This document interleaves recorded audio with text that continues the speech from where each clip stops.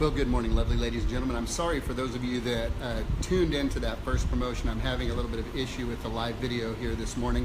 Steve Collins coming to you from a beautiful tropical place, the second most powerful, passionate, purposeful coach and speaker in the world. Okay, born identity versus formed identity. Born identity versus formed identity. I'm going to start this thing all over again and bring it home with simply this.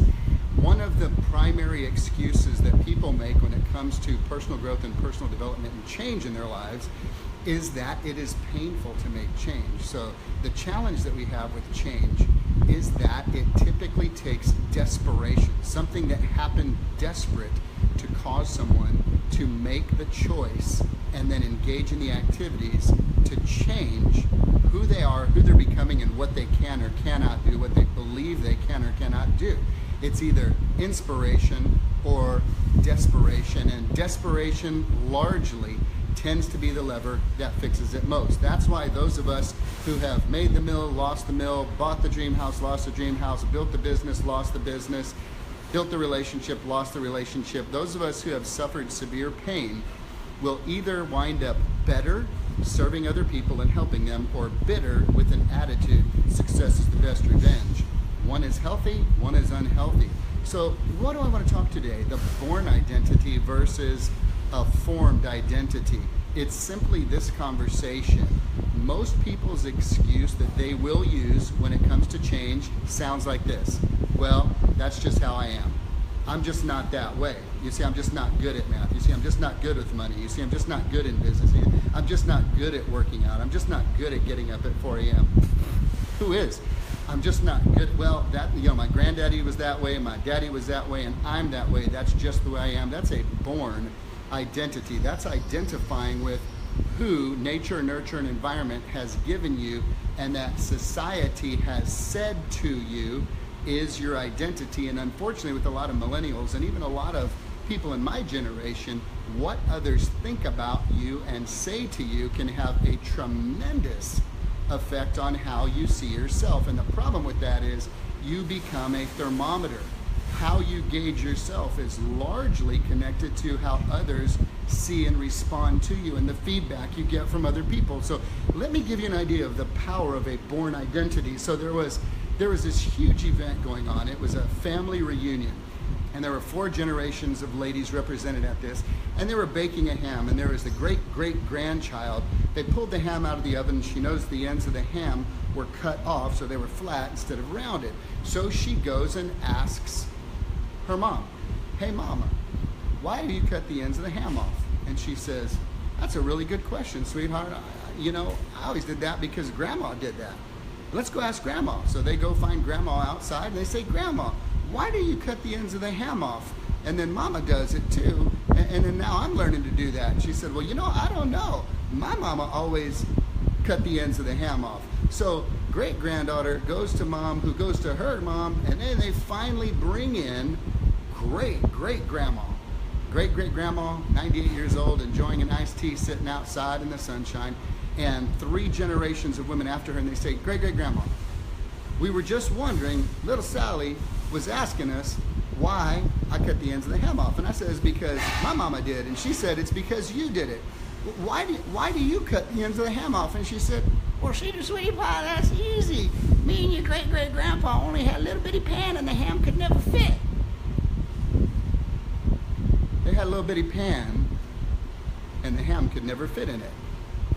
So they cut the ends of the ham off, which was observed by the daughter, who cut the ends of the ham off, which was observed by the daughter, who cut the ends of the ham off, which would have gone on to the 4th generation without question, had there not been a conversation around it. And that's my goal today, is to create a conversation around an identity that you have about yourself.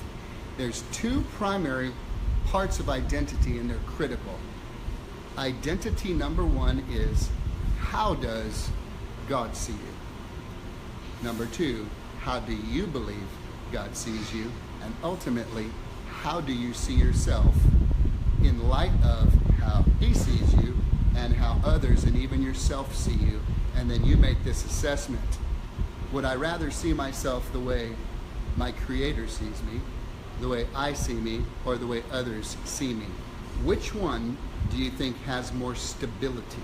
Which one do you think has more truth? Which one do you think carries more weight?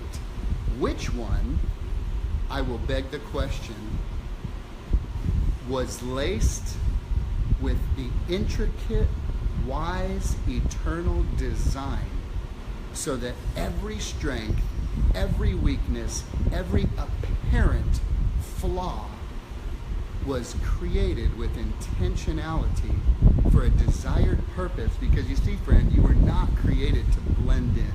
You were created to stand out.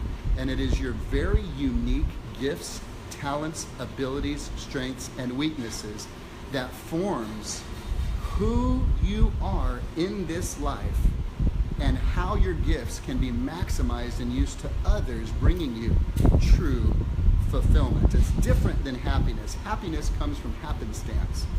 True fulfillment comes when you utilize the gifts you've been given to their maximum ability in service to other people. So don't fall back on the laurels of your born identity.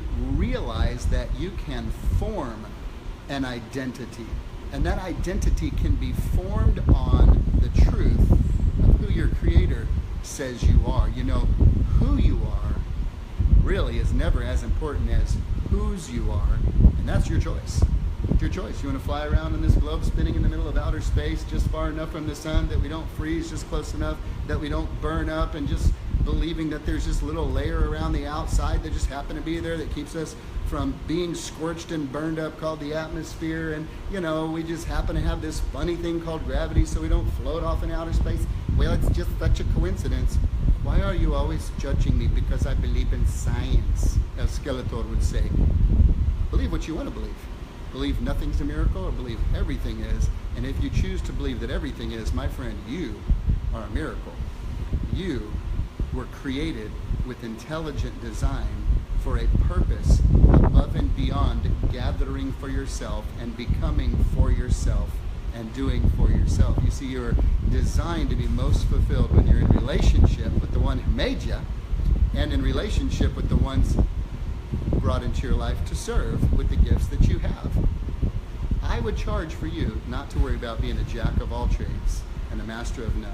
I would encourage you to discover your strengths and go hard in the paint, working on your strengths daily, so where your strength becomes so strong that weakness doesn't even have an opportunity to show up, because your strengths are so strong, and you can always leverage out and get help with your weakness. Because you know, friend, we were designed to operate best in relationship and connected to other people.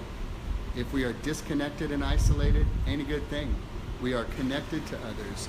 Their success dependent upon our success as well. So the next time you want to say, well, that's just the way that I am, that's just the way that my daddy was, my granddaddy, that's the way my mama was, that's the way my grandma was, that's the way we are in this family, that is a lie.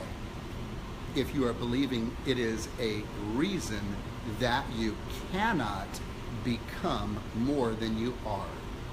You have the power to decide today to start thinking like and taking the actions of those who possess the qualities and traits that you desire to see in an increasing measure in your life.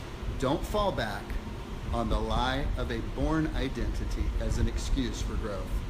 Embrace the fact that you can have a formed identity primarily identified by the one who created you. Have a great day.